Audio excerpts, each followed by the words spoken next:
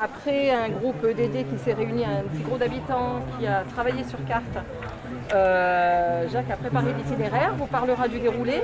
Juste avant, je voulais vous dire 2 mots sur pourquoi aujourd'hui la marche et dans quel cadre elle se déroule. Rapidement, donc, le département, dans une démarche qui s'appelle Phoenix, accompagne les communes de Bedouce et de Tardette sur la réflexion avec ses habitants sur le devenir de leur territoire. Alors principalement pour que les habitants s'y sentent bien et aient envie d'y rester, pour que les personnes qui sont parties pour travailler, pour étudier aient envie d'y revenir, et pour que de nouveaux habitants ils soient bien accueillis. Voilà. Et l'idée c'est de parcourir ensemble sur un parcours qu'on a défini dans un atelier précédemment, Bedouce, pour faire un constat visuel à partir de votre ressenti, de votre vécu de tous les jours. Cette démarche exploratoire ne va pas se limiter à ces 2 heures.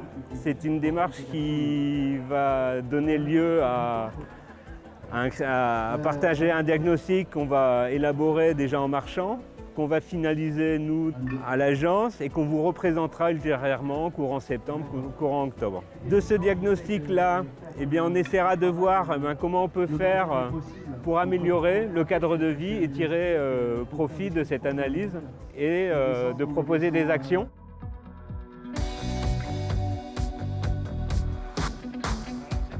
Non, mais c'est juste parce qu'il y a les bus qui arrivent par ici. Il y a une signalétique appropriée là pour interdire les caravanes de venir. On a des restes de parcellaires médiévales, on a le fronton. Moi, ce que j'aimerais savoir de la part des habitants, c'est si cet espace il est approprié. Sur Bedouce, je pensais venir me garer sur la place.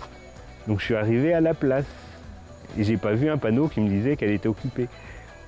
Par exemple, c'est une question de signalétique ou de dispositif. Donc on fait venir des voitures qui ne sécurisent pas forcément l'espace.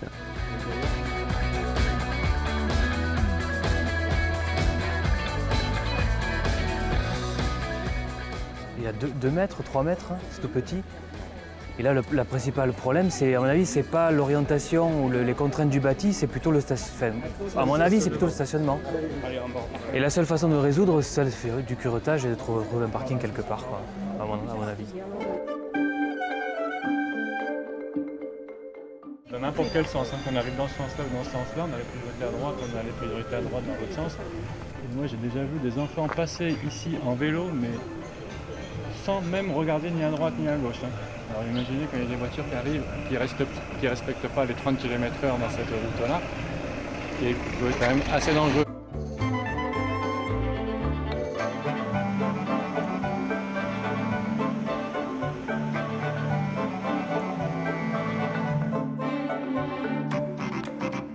Le quartier de la gare, je disais qu'il serait en mutation, considéré en mutation.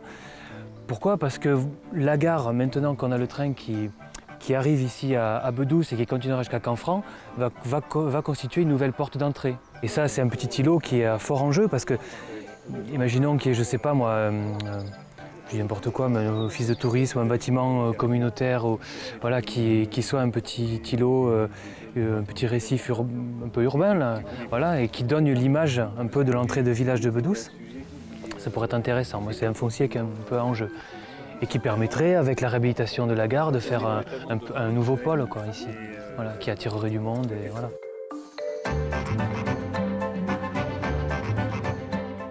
Cette marche-là, comme je vous ai expliqué au démarrage, on va la poursuivre dans le cadre d'un atelier parce qu'on va essayer de synthétiser un peu tout ce qu'on a entendu et on va vous le restituer pour voir quelles sont les actions et qu'est-ce que ça peut signifier, quelle cohérence qu'on peut donner à tout ce qu'on a pu entendre.